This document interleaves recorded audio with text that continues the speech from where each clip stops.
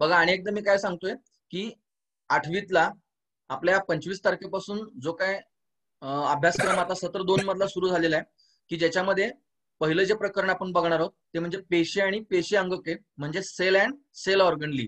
तर त्यासाठी मी screen share करतोय.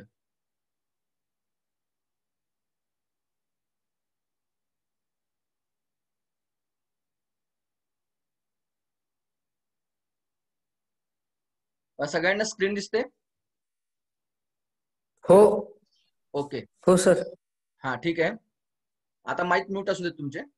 तर जसं मी सांगितलं की 10वा धडा जो आहे आपला 8 जनरल सायन्स म्हणजे सामान्य विज्ञान या विषयातला 10वा धडा म्हणजे सत्र 2 मधला आपण विचार करणार आहोत. तर cell and cell organelle. Cell and cell organelle म्हणजेच काय? पेशी व पेशी अंगके. पेशी व पेशी अंगके. आता ह्यामध्ये कोणकोणते घटक आपण बघणार आहोत बघा. त्यामध्ये सगळ्यात पहिल्यांदा आहे स्ट्रक्चर ऑफ सेल म्हणजे पेशीची रचना. पेशी रचना बघणार आहोत प्रत्यक्ष. पेशी त्याचं रचना कशी असते, पेशीमध्ये कोणकोणते घटक असतात, कॉम्पोनंट्स असतात ज्याला आपण पेशी अंगक म्हणतो. त्यानंतर कॉम्पोनंट्स ऑफ सेल म्हणजे पेशीचे भाग किंवा पेशीमध्ये असणारे वेगवेगळे घटक कोणते आहेत किंवा वेगवेगळे भाग कोणते आहेत, पेशीचे भाग आपण बघणार आहोत. आणि सेल ऑर्गनलीज म्हणजे काय? पेशी अंगक. हे 3 महत्वाचे घटक किंवा उपघटक या आपण प्रकरणामध्ये बघणार आहोत सेल अँड सेल ऑर्गनलीज मध्ये म्हणजे पेशी आणि पेशी अंगकामध्ये. आणखी एकदा बघा, स्ट्रक्चर ऑफ सेल पेशी रचना, त्यानंतर कॉम्पोनंट्स ऑफ सेल म्हणजे पेशीचे भाग, नंतर सेल ऑर्गनलीज म्हणजे काय? पेशी अंगके. हे 3 उपघटक आपण या प्रकरणामध्ये बघणार आहोत. आता सुरुवातीलाच तुम्हाला इथे चित्र दिसते. हे चित्र बघा काय आहे, आपल्या सभोवताली असणारी एक म्हणजे सजीव सृष्टी आपण म्हणूया. सजीव सृष्टी जर आपण विचारात घेतली तर त्यामध्ये कोणत्या गोष्टी असतात? सजीव सृष्टीमध्ये वनस्पती आणि प्राणी म्हणजे प्लांट्स अँड अॅनिमल्स आहेत. बरोबर आहे. म्हणजे ह्या चित्रामध्ये तुम्हाला काय दिसतंय की पाणी आहे, त्यानंतर जमीन असेल, हिरवळ दिसते, झाड दिसतात. आता ह्याच्यामध्ये सुद्धा परत आपण 2 घटकांमध्ये आपण वर्गीकरण करतो, जैविक घटक आणि अजैविक घटक. मग आता जैविक आणि अजैविक ह्याच्यामध्ये पाणी, माती हे सगळे अजैविक आहेत. मग जैविक घटक म्हणजे सजीवसृष्टी. त्या जैविक घटकांमध्ये सजीवसृष्टीमध्ये वनस्पती आणि प्राण्यांचा समावेश होतो. मग ह्या वनस्पती आणि प्राणी ह्या सगळ्यांची सुरुवात जर कुठून होत असेल, म्हणजे जसं आपण एक तुम्हाला अगदी सोपं उदाहरण सांगतो ह्यासाठी. समजा एखादं पुस्तक आहे, त्या पुस्तकाची निर्मिती कशी होते? पुस्तक म्हणजे असा विचार करू नका की लिखाण असेल त्यातला किंवा त्यातला जो काही कंटेंट आहे तसा विचार करू नका. एक पुस्तक जर आपण घेतलं तर त्या पुस्तकाची निर्मिती कशी होते? पुस्तकाची रचना कशी आहे सांगा मला. पुस्तक आहे तर पुस्तकामध्ये पानं आहेत, बरोबर आहे. पुस्तकांमध्ये पानं आहेत, पानांमध्ये काय आहेत? आपण जर बघितलं एक पानाचा विचार केला तर त्या पानांमध्ये परिच्छेद असतील. काय असतील? ते लिहिलेले वाक्यांचा परिच्छेद असेल. परिच्छेद कशाने तयार झालेला असेल सांगा? म्हणजे पॅरेग्राफ कशाने तयार होतो? एक एक ओळींचा मिळून, बरोबर आहे की नाही? ओळींचा मिळून परिच्छेद तयार होतो. एक ओळ परत कशी तयार होते? एक वाक्य किंवा एक ओळ कशी तयार झालेली असते? शब्दांपासून तयार होते, बरोबर आहे की नाही? एक ओळ ही शब्दांपासून तयार झालेली असते. म्हणजे थोडक्यात त्या पुस्तकाचा लहान घटक कुठला रे? सगळ्यात त्या पुस्तकाचा लहानात लहान घटक कुठला? एक शब्द. म्हणजे शब्दापासून वाक्य, वाक्यांपासून परिच्छेद आणि परिच्छेदापासून पुस्तक. आणखी एक उदाहरण सांगतो. समजा आपलं घर आहे, तर घर कशापासून तयार होतं? घर भिंतींपासून तयार होतं. मग आता भिंती कशापासून तयार होतात? विटापासून. मग त्या घराचा लहानात लहान घटक कुठला? वीट आहे असं म्हणूया. म्हणजे त्याचा लहानात लहान घटक हा किंवा बेसिक किंवा मूलभूत घटक जर कुठला असेल तर वीट असेल. त्याच पद्धतीनं सेल म्हणजे काय? की आपल्या सजीवांमध्ये असणारे वनस्पती असतील किंवा प्राणी असेल, त्या वनस्पती आणि प्राणीची सुरुवात ही पेशीपासून होते. म्हणजे आपण सुद्धा, माणूस सुद्धा प्राणी आहे, मानव प्राणी. तर मानवाची किंवा मानव प्राण्याची सुद्धा सुरुवात सुद्धा पेशीपासून होते. म्हणजे प्रत्येक सजीव हा पेशीपासून बनलेला आहे. त्या सजीवाचा लहानात लहान घटक काय आहे? पेशी आहे. म्हणून सेल, कारण धड्याचं नाव आपलं सेल अँड सेल ऑर्गनली आहे. म्हणजे पेशी म्हणजे काय आपल्याला बघितलं पाहिजे. तर सेल्स म्हणजे काय इंग्रजीमध्ये बघा, परत मी मराठीत तुम्हाला सांगतोय. Basic unit of structure and function of living things. म्हणजे सजीवांचे रचनात्मक आणि कार्यात्मक जर घटक असेल, मूलभूत घटक कुठला असेल, म्हणजे सजीवाची जी काय रचना आहे, म्हणजे प्राणी असेल किंवा वनस्पती असेल, मग ही सजीवाची रचना असेल किंवा त्याचं जे काय कार्य जे आहे त्या कार्याचं आणि रचनेचं म्हणजेच काय? सजीवाच्या रचनात्मक आणि कार्यात्मक घटक म्हणजे पेशी. पेशी हा काय आहे? सजीवाचा रचनात्मक आणि कार्यात्मक घटक. बेसिक युनिट म्हणजे मूलभूत घटक आहे. कशाचा? Structure and function of living things. Living things म्हणजे काय? सजीव. सजीवाचा रचनात्मक आणि कार्यात्मक घटक जर कुठला असेल तर काय? पेशी आहे. ठीक आहे, म्हणजे आपल्याला ही गोष्ट महत्वाची समजली पाहिजे सगळ्यात सुरुवातीला. पेशी म्हणजे काय, की प्रत्येक सजीवाची सुरुवात ही पेशीपासून होते. म्हणजे आपलं शरीर कसं तयार झाले, अगदी पुढे तुम्हाला येणार आहे नवीमध्ये, तरी सुद्धा आता सांगतोय की आपण आपल्या शरीराचा विचार करूया. आता माणसाचा जर आपण विचार केला तर शरीर कसं बनलेलं आहे आपलं, सगळ्यात लहानात लहान घटक काय आहे, पेशी आहे. अनेक पेशी एकत्र येऊन तयार काय होतं, उती तयार होतं, ज्याला इंग्रजीमध्ये टिश्यू म्हणतात. म्हणजे पहिल्यांदा सेल्स, ग्रुप ऑफ सेल्स मुळे टिश्यू तयार होतात. म्हणजे पेशी एकत्र आले की उती तयार होतात, उती एकत्र आले की अवयव तयार होतात, अवयव एकत्र आले की इंद्रिय संस्था तयार होते, आणि इंद्रिय संस्थांचं मिळून आपलं शरीर तयार झाले. म्हणजे आपल्या शरीराचा आपण विचार करूया, आपलं शरीर कसं तयार झाले, वेगवेगळ्या इंद्रिय संस्था आहेत. श्वसन संस्था, पचन संस्था, उत्सर्जन संस्था, रक्ताभिसरण संस्था, ह्या वेगवेगळ्या इंद्रिय संस्था आहेत. आपण आता श्वसन संस्थेचा विचार केला तर श्वसन संस्थेचे इंद्रिय कोणते, नाक असेल, फुफ्फुस असेल, ही सगळी इंद्रिय आहेत. ही इंद्रिय कशापासून तयार झालेत, उतींपासून तयार झालेत. आणि उती कशांपासून तयार झालेत, पेशींपासून. म्हणजे आपल्या शरीराचा सुद्धा लहानात लहान घटक कुठला आहे, पेशी आहे. म्हणून पेशी हा सजीवाचा रचनात्मक आणि कार्यात्मक घटक आहे असं म्हणलं जातं. जसं पूर्ण एका घराचं बिल्डिंग ब्लॉक हा एक वीट असते, म्हणजे त्याचं पूर्ण घराचं वीट ही महत्वाचा घटक आहे. तसं पूर्ण आपल्या सजीवांचं, वनस्पती असेल किंवा प्राणी असेल, त्याचा रचनात्मक आणि कार्यात्मक घटक जर कुठला असेल तर तो काय आहे, सेल आहे. म्हणून त्याची डेफिनेशन काय आहे, cells basic units of structure and function of living things. ठीक आहे, तिथपर्यंत समजलं. आता त्याच्यानंतर बा, की ह्या पेशीचा शोध पहिल्यांदा कोणी लावला, हा महत्वाचा बघा, तुम्हाला स्पर्धा परीक्षा असेल किंवा इथून पुढे सुद्धा महत्वाचा शब्द लक्षात ठेवा. कोणता शास्त्रज्ञ आहे, रॉबर्ट हुक. 1665 मध्ये त्याने पेशीचा शोध रॉबर्ट लावला. हुक. तर पहिल्यांदा रॉबर्ट हुक याने काय केलं होतं बा, Robert Hooke observe the structure of cell under his own designed compound microscope. आता आपण मायक्रोस्कोप म्हणजे सूक्ष्मदर्शिका, प्रयोगशाळेत बघतो आपण कांद्याचे पेशी बघण्यासाठी सूक्ष्मदर्शिकेचा उपयोग करतो. आता सूक्ष्मदर्शिका सुद्धा दोन प्रकारचे असतात, एक साधा सूक्ष्मदर्शक आणि एक संयुक्त सूक्ष्मदर्शक, म्हणजे सिंपल मायक्रोस्कोप आणि कंपाऊंड मायक्रोस्कोप. मग आता रॉबर्ट हुकनं पहिल्यांदा पेशीचा अभ्यास करणारे त्यांनी स्वतः डिझाईन केलेला, हा जो दिसतोय तुम्हाला तो स्वतः त्यांनी डिझाईन केला होता, स्वतः तयार केलेला मायक्रोस्कोप, जो कंपाऊंड मायक्रोस्कोप, संयुक्त मायक्रोस्कोप किंवा सूक्ष्मदर्शिका त्यानं वापरली होती. आणि त्याच्यामध्ये त्यानं पहिल्यांदा पेशी बघितली होती. आणि ती सुद्धा पेशी कशाची, तर कॉर्क प्लांट, म्हणजे कॉर्क नावाची वनस्पती, त्या कॉर्क वनस्पतीचा, त्या वनस्पतीच्या पेशीचा त्यानं अभ्यास केला होता, त्यांनी स्वतः डिझाईन केलेला कंपाऊंड मायक्रोस्कोपचा. आणि त्याला असं दिसलं, त्याचं स्ट्रक्चर कसं दिसलंय बघा, इथं तुम्हाला ही रचना कशासारखी दिसते, मधमाशाचं पोळं जसं असतं, बरोबर की नाही, तिथं मधमाशाचं म्हणजे हॉनी बी लाईक स्ट्रक्चर दिसलं होतं त्याला, मधमाशाच्या पोळ्यासारखं. आणि त्यानं काय नाव दिलं होतं, सेल. म्हणून पहिल्यांदा सेलचं डिस्कवरी किंवा पेशीचा शोध कोणी लावला, रॉबर्ट हुक या शास्त्रज्ञानं, की ज्यानं स्वतः बनवलेला मायक्रोस्कोप, कंपाऊंड मायक्रोस्कोप वापरला होता. आणि कुठल्या प्लांटचं त्यानं ऑब्झर्वेशन केलं होतं, कॉर्क प्लांटचं ऑब्झर्वेशन त्यानं केलेलं होतं. ठीक आहे, हे समजलं, रॉबर्ट हुक हे नाव लक्षात ठेवा. आता त्याच्या अगोदर परत मी तुम्हाला एक व्हिडिओ शेअर करतोय बा, एक व्हिडिओ आपण बघूया.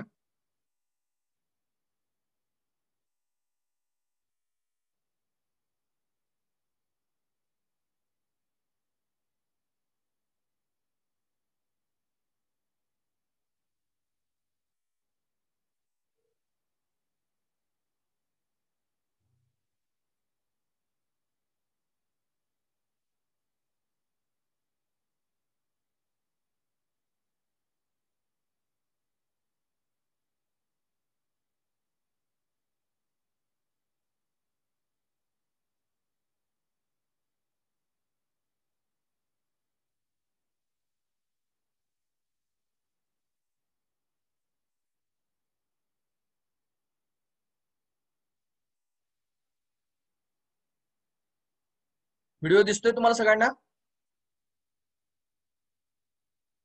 व्हिडिओ दिसतोय का, हो हो हो आवाज ऐकू येतोय, हो येते सर.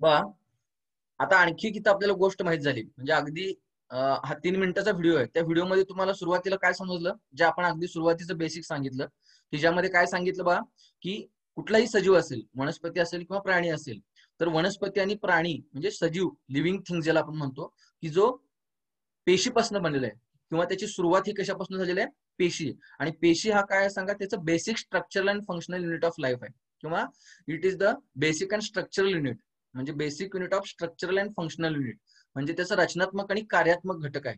मग आता पेशी ही एक पेशी असू शकते, किंवा किंवा सजीवांचा जर विचार केला आपण, तर सजीव हे दोन प्रकारचे असू शकतात. एक पेशीय सजीव आणि बहुपेशीय सजीव. आपण कुठला आहे सांगा, बहुपेशी आहे. मानव किंवा प्राणी जे आहेत ते बहुपेशी आहे. आता अमिबा जर विचारात घेतला, अमिबा हा काय सांगा, एक पेशी आहे, बरोबर. तर सजीव हे दोन प्रकारचे असतात, एक पेशी आणि बहुपेशी. आणि पेशींचा जर विचार केला तर पेशी ह्या वनस्पतींमधल्या पेशी असतील तर त्याला वनस्पती पेशी म्हणतात, आणि प्राण्यांमधल्या असेल तर प्राणी पेशी असतात. म्हणजे वनस्पती पेशी आणि प्राणी पेशी या दोन्हींचा अभ्यास आपण करणार आहोत. त्याच्या अगोदर पेशींचे दोन प्रकार आहेत, एक अधिकेंद्रिकी आणि दृश्य केंद्रकी. हे महत्वाचं आहे बघा, ह्या धड्याच्या शेवटी सुद्धा आपण बघणार आहोत. अधिकेंद्रिकी आणि दृश्य केंद्रकी, युकॅरियोटिक आणि प्रोकॅरियोटिक. त्याला इंग्रजीमध्ये काय म्हणतात, युकॅरियोटिक आणि प्रोकॅरियोटिक. तर या दृश्य केंद्रिकेमध्ये म्हणजेच काय, दृश्य केंद्रकी जे आहे, प्रोकॅरियोटिक सेल जे आहेत त्याच्यामध्ये कोणते मोडतात, वनस्पती पेशी आणि प्राणी पेशी मोडतात. लक्षात येते का बघा, आणखी एकदा काय सांगितलं आपण, लिव्हिंग ऑर्गॅनिझम सजीव कशापासून बनलेले आहेत, पेशीपासून. पेशी हा काय आहे, सजीवाचा रचनात्मक आणि कार्यात्मक घटक आहे, स्ट्रक्चरल अँड फंक्शनल युनिट आहे. सगळ्या सजीवांची सुरुवात पेशीपासून झालेली आहे. सजीव हे दोन प्रकारचे असतात, एक पेशी किंवा बहुपेशी असतात. त्यानंतर पेशी सुद्धा दोन प्रकारचे असतात, वनस्पतीमधली असणारी पेशी, कारण आपण वनस्पती आणि प्राणी यांचा समावेश सजीवांमध्ये करतो, तर वनस्पतीमध्ये असणारी पेशी म्हणजे वनस्पती पेशी, आणि प्राण्यांमधली पेशी म्हणजे प्राणी पेशी. पेशी सुद्धा दोन प्रकारचे आहेत, दृश्य केंद्रकी आणि अधिकेंद्रकी, म्हणजे प्रोकॅरियोटिक आणि युकॅरियोटिक. तर दृश्य केंद्रकीमध्ये परत दोन प्रकार, म्हणजे दोन पेशी मोडतात, वनस्पती पेशी आणि प्राणी पेशी.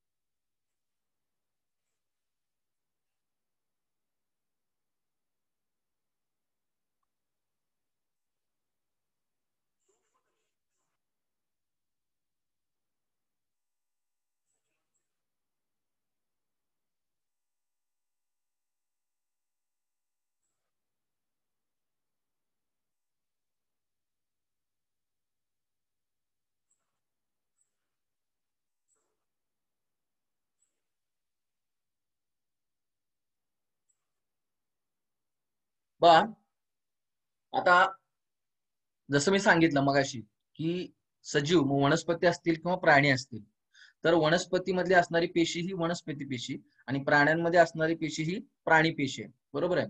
तर तुम्हाला इथं दोन जे म्हणजे पुस्तकात सुद्धा तुम्हाला आकृत्या दिलेल्या आहेत, वनस्पती पेशी आणि प्राणी पेशीची. तर वनस्पती पेशी आणि प्राणी पेशी ह्याच्यामध्ये तुम्हाला ही जे अंगक दिसत आहेत, म्हणजे आतले जे हे पेशी आहेत, आणि पेशीच्या आत हे सगळे घटक दिसत आहेत. आता त्यात कोणकोणते घटक दिसतात बघा, कोणकोणते घटक दिसतात त्यात, सांगा बरं. काय काय दिसते, कोण कोण सांगते,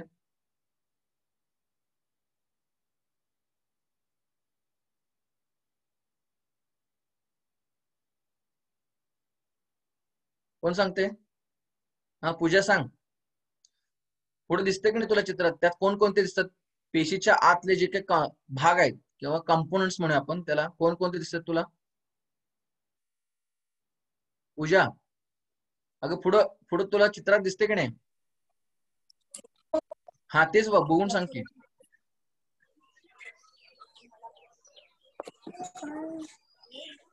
नको पुस्तकात बघू नको, पुढे तुला दिसते की नाही मोबाईल मध्ये, नाही सर. स्क्रीन दिसत नाही, नाही. मग व्हिडिओ दिसला की नाही तुम्हाला आता, नाही सर, फक्त 2-3 लिंका फक्त आहेत. लिंक आहे सर फक्त.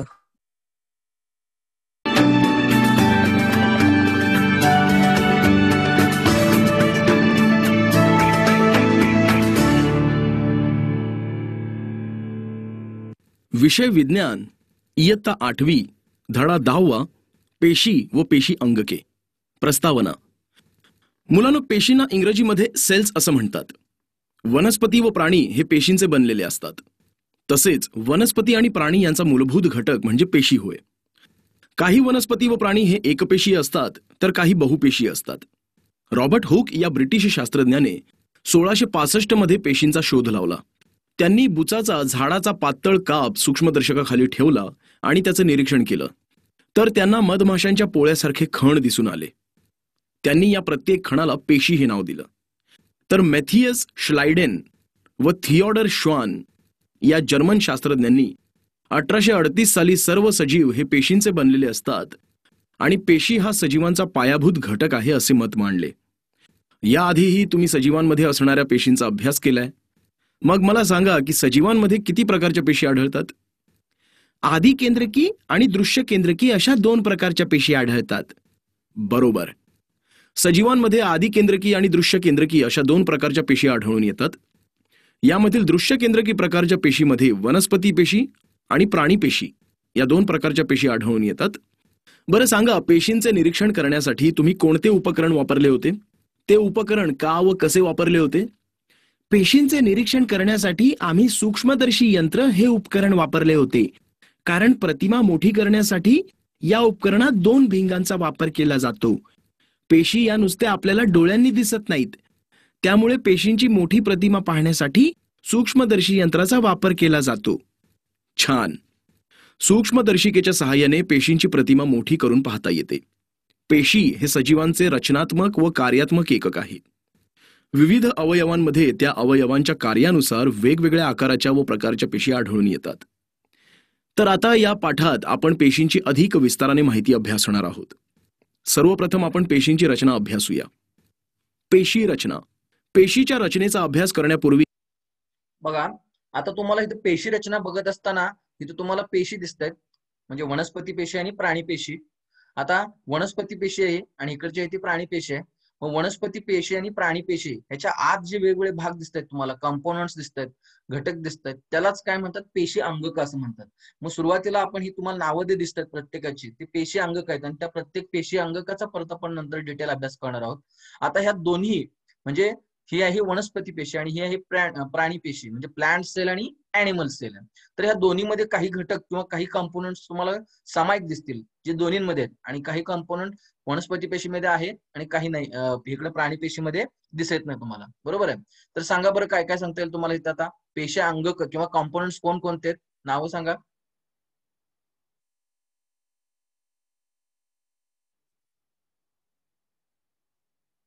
पूजा, हॅलो, आवाज ऐकू येतो का?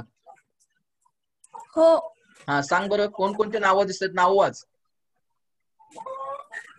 पेशी पटल, बरोबर. केंद्रकी. हा, केंद्रकी दिसते. आता केंद्रकी दोन्ही मध्ये आहे का बघ बरं. हे वनस्पती पेशी आणि प्राणी पेशीमध्ये केंद्रकी आहे.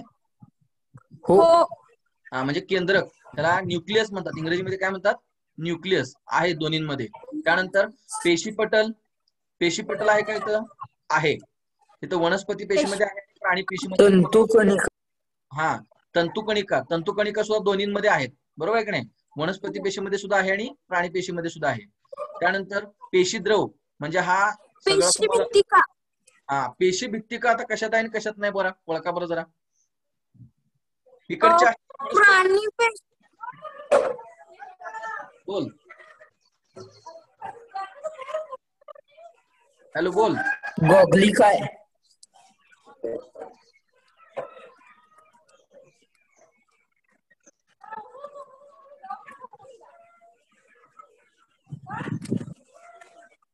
हा, सांग सुशांत, पेशी भित्तिका कशामध्ये आहे आणि कशामध्ये नाही आहे सांग.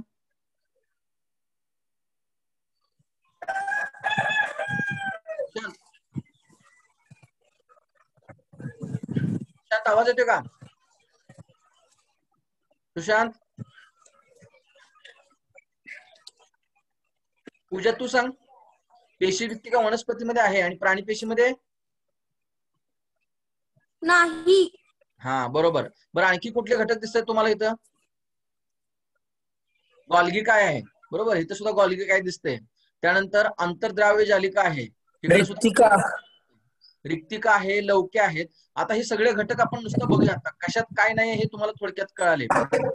ठीक आहे, तर बघा माईक म्यूट करा तुमचा. सर हा बोल. रिक्तिका हे प्राणी पेशीमध्ये 2 आहेत. हा आता रिक्तिका सुद्धा फरक आहे बा. इथं रिक्तिका इथं किती आहेत, लहान आहेत ना रे. बघा इथं रिक्तिका आणि इथं काय दिसते, रिक्तिका मोठी दिसते. बरोबर मोठी आहे आहेत. का? हा बरोबर आहे, असं तुम्हाला फरक दिसणार आहे. ठीक आहे, आता अगदी शेवटचे 2 मिनिटं राहिलेत, तर तुम्ही माईक म्यूट करा. थोडक्यात तुम्हाला माहिती सांगतो आणि राहिलेला भाग पुढचा आपण बघूया. तर काय दिसतंय तुम्हाला की हे सगळे पेशी अंगक आहेत. त्याला काय म्हणायचं, पेशी अंगक. तंतुकणिका, पेशी भित्तिका, पेशी पटल, केंद्रकी, पेशी अंगक.